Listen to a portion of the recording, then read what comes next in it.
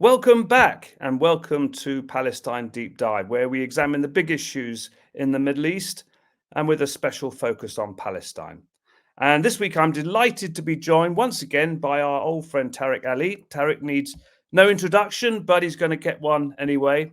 Of course, Tariq is a political activist, writer, journalist, historian, and filmmaker. He's a member of the editorial committee of the New Left Review and contributes to Counterpunch, the London Review of Books, and many other publications.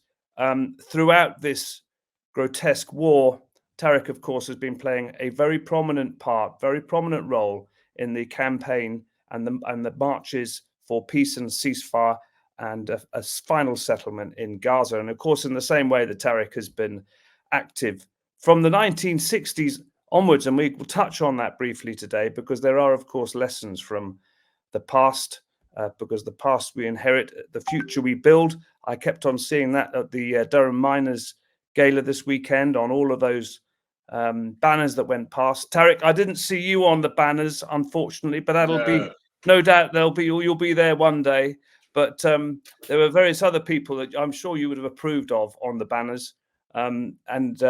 Anyway, just to say that, of course, Tariq is also an author of very many books. You can look them up if you haven't. You've probably read many of them anyway. I'm Mark Seddon. I used to work for Al Jazeera, and I also used to work for the United Nations. And I was a speechwriter for Ban Ki-moon for a while. Back in the day, I used to edit a left-wing paper called Tribune, which is still around and still fairly left-wing. But look, Tariq, if I could just begin. We're looking at this great wave of global demonstrations, every week in capitals across the world and cities and towns, even villages. I mean, it has been quite extraordinary. And there's been taking place almost every weekend or every week since the Israeli attacks on Gaza began almost 9 months ago. And I wanted to ask you this because it's always an excuse to remind ourselves that this comment from former Chinese Premier Zhou Enlai, I don't know whether you'll tell me if he actually said this or not, but he was asked apparently in 1972 as to the effects of the French Revolution, to which he was supposed to have said it's too early to say. So, Tariq, on the basis of that is not apocryphal and it's true, is it too early to say how this global response to Israel's murderous campaign and the role of the West versus the rest effectively, is influencing a whole new generation of people? First, I think it's important to sort out the Zhou Enlai statement. It's not true, it's apocryphal. What he actually said, which was misinterpreted by the journalist and by the rest of the world, not so much by the journalist. The journalist asked him, "What do you think of the 1968 revolutionary events in France?" And to that, the Chinese prime minister replied, "It's too early to say." And he was right. But because of China's ancient civilization, many papers sort of glorified this into a classic Chinese comment on the longue durée. History is a long process. Yeah, but returning to the demonstrations and the mobilizations, I have not seen anything like this ever before, even on Vietnam, where everyone now claims, "Oh, yes, we were against the war." They weren't. I mean, it was at the height of the Cold War. Vietnam was seen by the United States and its allies as part of the Cold War. Most of the press in Britain supported the US. And in the early days, most of the press in the US supported the war. The only country which didn't support the war was France, under General de Gaulle at the time, who had learned enough, had experiences in Algeria and Vietnam. He said, "This is wrong. It should be stopped immediately. And it's a huge mistake the Americans have made, which they'll regret."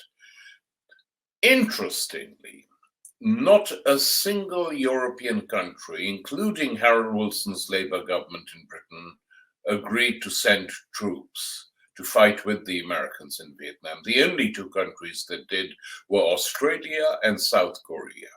And the Australian people revolted and elected Gough Whitlam, a Labour leader, as Prime Minister.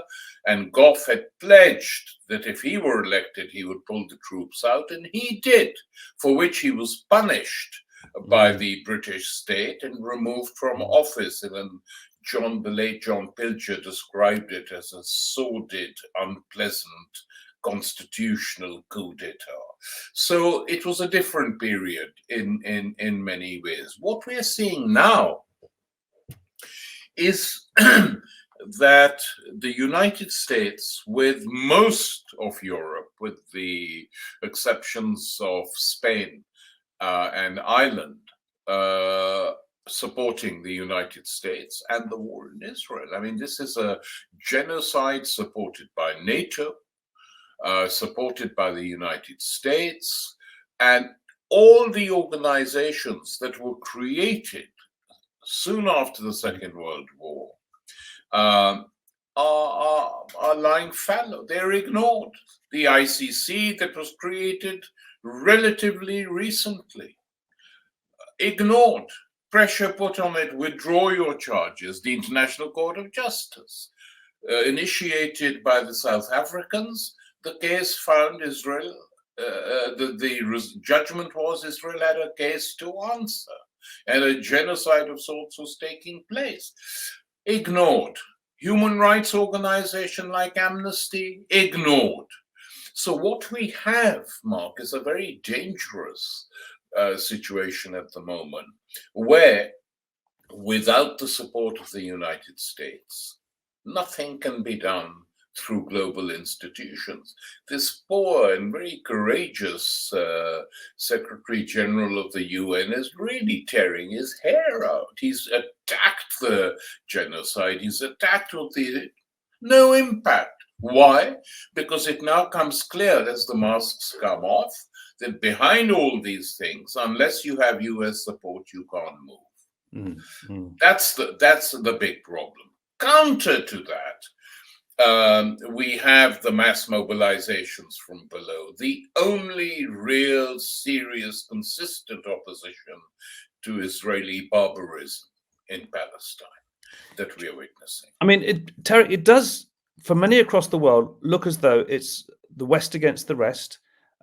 What you were saying there, and the comparisons you were making also with the Vietnam War and also the Iraq War as well. I mean, there were huge public protests that did have a major influence, and yet we can see some of the influences beginning to play out here. But I think people are really they're trying to come to terms with the fact that it's just so impervious. You know, what is this utter block? And you sometimes you sit back and you wonder, what is going through a new British Foreign Secretary's head when he's just seen what has happened to some of his colleagues, when he's seen all the protests in the street? He must know, unless he hasn't got a brain functioning, that having a photograph taken, shaking the hand of Benjamin Netanyahu, really isn't going to go down very well across the rest of the world. So what is it that's making, as you say, the US State Department, Israel, do they really have such a hold on a political class and political institutions in other countries? They seem to now. They didn't have it on previous occasions. After all, let's not forget, Israel got bowled out by Truman, by Eisenhower, told them to get out of Gaza within 2 weeks, or sanctions would be imposed. After the Suez War, by Bush the First, who threatened to withdraw billions of dollars of aid unless they came to the conference table, etc. This regime, or series of regimes, beginning with Clinton, going through Obama, Bush Jr., and now with Biden, both political parties as one, refusing to tackle the very serious problem that the way in which Israel functions has created both in Palestine and the rest of the Arab world, and now they're screaming for Iran to be invaded, for Hezbollah to be taken on. I think there is a deep crisis of political strategy at the top levels of the American administration. I mean, to have a half-demented president in charge for the last 2 years doesn't speak well. And I always point out when people say, I said, if Biden alone were running the administration, we could say that. But he is surrounded by state agencies, by the Department of Defense. What are they saying to him? And, you know, were he to drop, basically they would, the state apparatus would control like they did during the Reagan years. You know, when Reagan used to land in Guatemala and think he was in Salvador, you know, people would come quickly. When Biden, you know, welcomes Putin rather than Zelensky at a conference recently, people try and save him. But behind all this, there is a serious American state, and that state doesn't know what to do. And that is the frightening thing. I don't know what the big discussions are going on in the CIA and the Defense Intelligence Agency, but the Israelis, retiring Israeli generals, are now saying, we can't win this war. Yes. Some are saying we've lost it, Mark.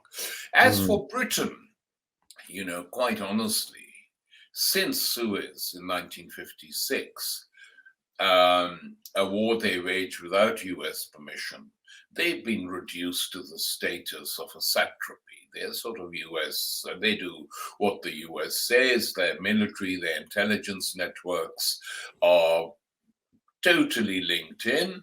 The last revolt from within the British state was during Iraq, when 60 former ambassadors wrote a public letter to the Times saying this war was wrong and should not take place, which was an enormous help to those of us organizing the demonstrations. So it's much worse than that now. When Starmer and Lammy and this and that person basically say we can't go against the United States. We can't call for a ceasefire till the United States calls for a ceasefire. They have actually said that. Yes, yes. You know, so it's the worst government, and they are now putting pressure on the police force as well to stop demonstrators. I mean, tiny groups, 50 people saying don't sell arms to Israel, being picked up off the parks and streets and locked up for a day or so. It's pretty bad, which is why the demonstrations really have to continue in whatever shape or form. They must not stop till this bloody genocide is stopped. No, it's very interesting that in a domestic context, I mean, you know, this past weekend in Durham, I think there was some concern that pressure had come from the police that if Ambassador Zomlot was to appear, that could be you know, an issue of public safety. So you do see this really quite pernicious things happening. But I just want, I know we don't, I mean, we're going to focus very much on an international scale, but I just wanted to focus on one domestic issue, Tariq, which was and you probably saw it yesterday, not necessarily a great friend of people like you or me or Omar or anybody else, but Alan Duncan, former Conservative minister. I mean, this was an extraordinary thing. And for people who didn't see it, here was a former Conservative minister who faced what he said were a series of concocted charges that emanated as a result of some claims from the British Board of Deputies and an outfit called the Campaign Against Anti-Semitism. These, he said, were then crafted into charges by senior unnamed Tories from the Conservative Friends of Israel. And I was listening to this and thinking it's quite extraordinary that these links are so powerful that actually these, when he said Conservative Friends of Israel, for some reason I immediately started thinking about Labour Friends of Israel, and probably, I mean, I've got no evidence, but it would suggest that the same kind of tactics have been used against countless numbers of people. But in the case of the Labour Party, the idea of getting some due process that at least Alan Duncan could get, also because he's sufficiently wealthy to get lawyered up. But this does tell you something about the rotten nature and how it is so difficult to get things to change in these political parties, doesn't it? I agree entirely, Mark. I was very pleasantly surprised, A, that Alan Duncan had gone to court, which I didn't know, B, that he had actually won the case. And, you know, there were people at the time that the British state and the Labour Party right wing, which now has the party, decided to use anti-Semitism to bring Corbyn down. My instinct at the time, and I said so in public and to Jeremy and his allies, that you have to fight back. Do not accept it. Say it's a load of rubbish. Don't be defensive. And in some cases, I suggested worth going to court because it's a slander. The worst order to say you're anti-Semitic and by implication support the Judeo-side of the Second World War. I mean, if someone called me that, I wouldn't be bothered to sue. But, you know, I would be tempted if a lefty lawyer said, let's take them on. And a former Tory cabinet minister taking them on like this should be a lesson to even the left MPs inside the Labour Party who've been denounced as that. The fact is that inside Labour, as you know, Mark, more Jews have been suspended, I think, than at any other time in the history of the Labour Party. It's just they're the wrong kind of Jews. They're not the good Jews. The good Jews are the Zionists. The bad Jews are the anti-Zionists. That's how they function today in Germany, in Britain, in France. So, and not to mention the United States. So it's a very strange, weird world we live in. Well, do you know, Tariq, I was going to come on to this because I mean, there are a couple of things that come out of that in a funny way, because you see in America the rise of the fundamentalist Christian evangelical right. And with this guy, J.D. Vance, who's now a vice president candidate wannabe, a very interesting backstory and all the rest of it, but at the same time, a visceral kind of anti-Muslim racism that comes through from so many of these people. And then there's also the contrast in Germany, which you just mentioned, where, for instance, you find the Green Party being one of the most kind of reactionary parties in Germany. Yeah, exactly. Now, what is it?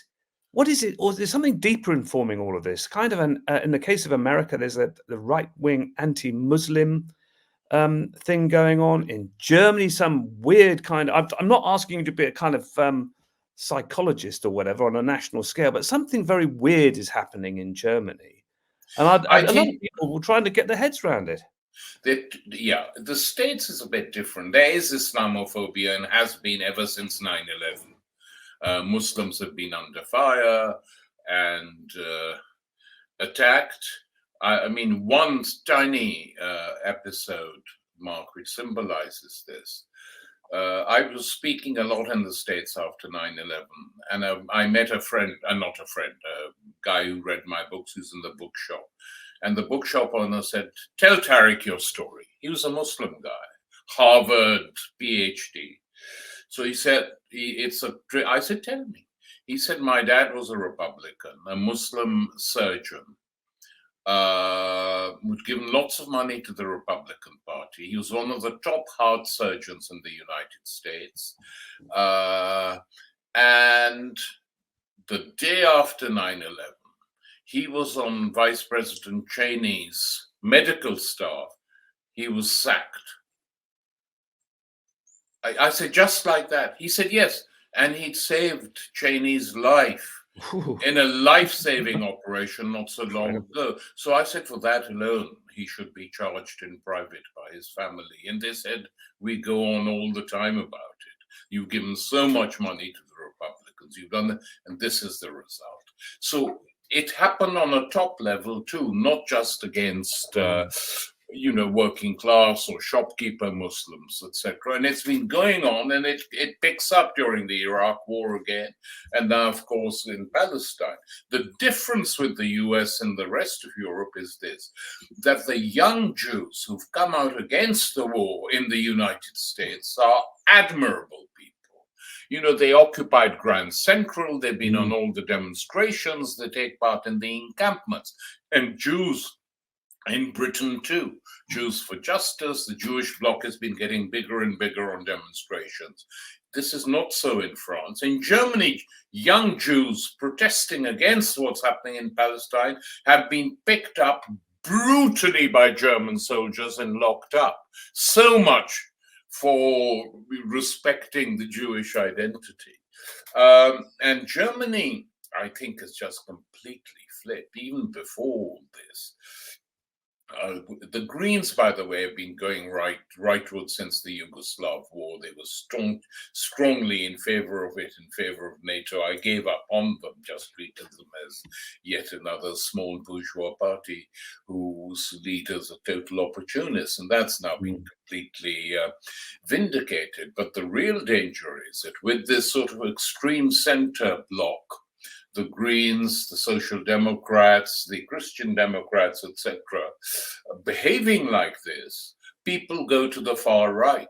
They don't go to the left, and so you have the AfD, a mass right-wing party, which contains fascists inside its ranks. One of their sort of minor leaders was expelled a few weeks ago for saying that the SS did a lot of good things. So I'm sure from his point of view they did. So they've not supported the war in Ukraine. That's a big point of difference with the Germans. They're against the war, quite a lot of them. On Palestine, the ones who don't like what's happening to the Palestinians tend to remain silent. The ones who speak out are people of migrant origins, Arabs, Palestinians, others who happen to be in Germany. So they haven't been able to totally stop the demonstrations in Germany. Yeah. But it's a very strange country to be in. And well, today they're saying that they want to sabotage the ICC's warrants. They've said it openly. We're getting our lawyers working on this to stop this prosecution from going ahead. Well, we'll see about that because, Daniel Mackover has got some very interesting things to say about how individual countries can try and block arrest warrants. We'll see it. But again, it goes back to your point about the international institutions created by countries like Germany and Britain. And yet when they start acting in a way that governments don't like, just as an aside, when you were talking about, what happens when the center, whatever you call a center, it's called the center. Extreme center. Extreme center. When it fails, people go, not to the left, but to the right to begin with. That if you look at the old coalfields and many of the constituencies across this country, Reform UK was in second place. I know. And in that constituency that Luke Akehurst won, he would have been beaten by Reform and the Tories combined. So, straws in the wind and everything. But Tariq, I just want really to go to something that happened yesterday. You will have seen it. The Knesset voted overwhelmingly against any two-state solution. I think there were about only 8 members, probably Arab Palestinian members, who opposed it. And given that the two-state solution, I know it's the official United Nations position of member states and what have you, but it is the fig leaf that's kind of waved whenever a Western minister goes to Israel, Palestine. But given that Netanyahu and the Israelis, we know Netanyahu's never had any time for a two-state solution. No. They will want a one-state solution with the Palestinians out. So I've been increasingly interested, like a lot of us have, in what you've been talking about in terms of de-recognizing Israel. And presumably, when you say that Israel should be de-recognized, you're saying that really there should be a one-state solution, a secular democratic one. Absolutely. And you know what I was very struck by?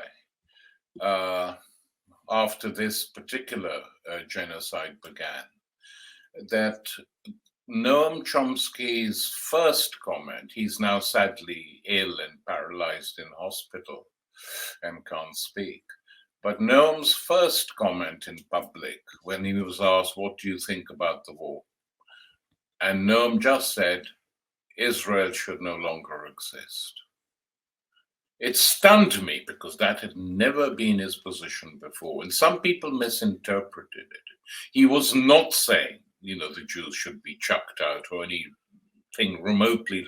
What he was saying is that the Israeli Jews alone could not be allowed to run the state. You needed a single secular democratic state with equal rights for Palestinians, Muslims, Jews, whoever. And that had never been Noam's or Norman Finkelstein's position before. I don't know whether Noam has changed his, but I was glad Noam has, because this is an argument that's been going on amongst us and in public on the left for a long, long time. Let me give you another episode on this. About 10 years ago, Mark, I was invited by the Spanish Foreign Office to engage in a public seminar debate with the former Israeli Foreign Minister, Shlomo Ben-Ami. And we discussed, we disagreed and discussed over lunch that same day. And I had been stressing that the two-state solution was a non-starter because the Israelis had no intention of giving even a tincture of sovereignty to the Palestinians. And he had, sort of mildly disagreed. And over lunch, the Spanish Foreign Office officials asked Shlomo Ben-Ami, trying to ingratiate himself a bit, saying, do you think Tariq Ali was too harsh today? And Ben-Ami said, no, actually, I can now say to you, he's right. There is no two-state solution. There is only a single-state solution. And it's our policies that have led to that we have now ourselves created a situation where nothing else is possible. So I said to him, please take this back to your Foreign Office. Tell them it's just a joke to carry on talking about a two-state solution. It's just a fig leaf. There's nothing. It's nothing more. It's like the other business which is going on. X country, Spain, Ireland, blah, blah, from all over the world recognize Palestine. Fine, as a symbolic gesture. Good even. But it means nothing. Because what are you recognizing? Nothing. You're recognizing the Palestinian Authority, which has been collaborating and still is to this day with the Israelis, refuses to criticize Israel at all, and is hoping that the Americans will somehow protect it, which is clearly not happening. So the only serious demand today, I think, is de-recognize Israel, withdraw your ambassadors, break off relations with them, break off trade relations with them. The Yemenis, for all their sort of romanticism, have actually been successful. They have closed down the port of Eilat in Israel, where hardly any trade is flowing. They're in a terrible mess because they said, we're not going to let these ships cross. You want to come and attack us and kill us, they say to the Americans? Do it. You've been doing it for the last so many years. Where has it got you? Our people are without arms and legs. We're prepared to do this sacrifice for Palestine. I mean, so, Tariq, do you not think, all of this and that vote yesterday, and what, of course, we've all been saying about Netanyahu for years, it really does crystallize everything, because people will be able to see that what Netanyahu wants, a greater Israel, with only those Palestinians, Arabs, Palestinian Muslims, Christians, only those people who are prepared to live as second-class citizens remaining. That's his one state, in comparison with what everybody else is outlining and saying could be a secular democratic state. I mean, isn't everybody supposed to be in favor of one person, one vote? And so it becomes so crystallized that Netanyahu has to go for this kind of existential endgame war. And do you think that really he is waiting for a Trump presidency? Although Trump doesn't like Netanyahu much, but is he waiting really to? He's been pushing for it, but does he want this kind of endgame war, where Greater Israel somehow emerges from the ashes of a crushed Iran, a crushed Palestine, and everything else? Is that really what he's about? I think so. That's why we call it a genocide. I mean, anyone, even sort of unbiased people who don't support either side, are pretty horrified by this war. They won't open their mouths, but they are. They don't want to take sides in public, but they know what's going on. That the Palestinian population in Gaza and its environs is slowly being wiped out, with the Western world watching, with the citizens of the West sleepwalking to their offices every day, trying to imagine it's not going on, it doesn't exist. And Mark, one thing we haven't discussed, but the victory of some of these independents in the British general election is a new development. You know, that has not happened since the Second World War, when I think 2 communists were elected, one in the East and then one in Scotland, as a result of the Soviet victories in that war. Till after that, Labour has exercised a very firm monopoly hold on working class and progressive representation in Parliament. Jeremy broke that, thank God. It would have been depressing had he lost. But other independents too, of one sort or another. So this is the direct result of Gaza. That has never happened in Britain before, that Britain has ever been deluged politically by a foreign war that it is supporting. And similar things will happen in the United States, because a number of states, Michigan to start off with, but also Florida and others, 2 others, which have large Arab populations, said we will never vote Trump, but we're not going to vote for Biden either. So what is being created per force is a new current. I won't go beyond that, which is very positive. But coming back, Tariq, if I might just come in there, it's a new current, and also it's coming on the back of something that's clearly dying, and that is in terms of the turnout in the British general election, record low.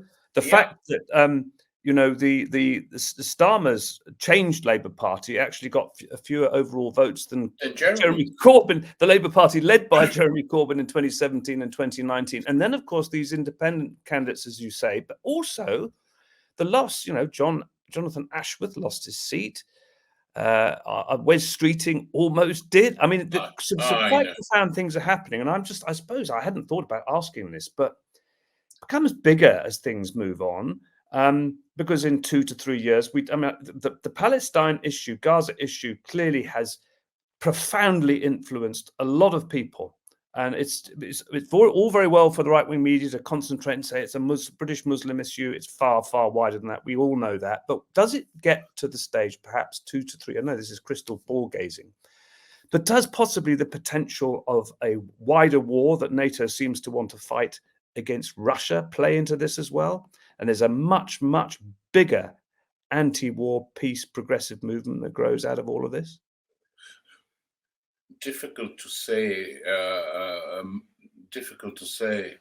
Mark, but I think some of the problem for the European hawks on Ukraine, the Germans and the British in particular, but also Macron in France, is that on the question of Ukraine, Trump and Vance want to bring the war to an end. Both of them have said it in different ways. So you might have a clash, which the Americans will obviously win, of a negotiated settlement in Ukraine. And whatever, I mean, as you know, we were all opposed to what Putin did. But the only way out now is not escalation, but a negotiated settlement. Gaitskell used to say it once upon a time, George or not war. He said it over Suez, and the same thing applies here, and the British will fall into line. I mean, the parliament, which abased itself by kowtowing before Zelensky, will kowtow before someone else when the media needs to build him or her up. Don't worry about that. That'll happen. So if a Trump victory, ironically enough, could make Europe more peaceful. China is the big worry, that they might start some adventures in China because they cannot tolerate its remarkable economic growth and its standing in the world. They say it openly. The fact China is doing so well challenges the United States. And for them, the only way out is war. And the Chinese statements, I have to say, on Palestine of late have been very good, trying to sort of end this business as they have on Ukraine. And as long as the Chinese were quiescent and supporting US foreign policy, there was nothing wrong with China at all. What a wonderful demonstration of the glories of world capitalism. But now that they've become independent and asserting their own sovereignty, they are bad people. They're a danger to us. Well, Tariq, you'll remember when President Putin spoke to President Clinton about joining NATO. I know. I know. And why didn't they have the Russians in NATO? They could have controlled them because Russia was too big. Yeah. That's what they felt. And B, that Russian-German complementarity on many levels could actually damage US interests. Yes. Tariq, we're conscious of time. I've just got a couple more questions for you. And one comes up all the time, and that is from people who've been right across the world, marching, demonstrating, doing whatever they conceivably can, and then looking at the response of the Arab world. I don't mean the people at the Arab street, because we know how people are treated who go on the street in many Arab countries, but people cannot fathom how it is that the Arab world, Egypt in particular, the Gulf states, have just sat by and allowed this genocide to continue.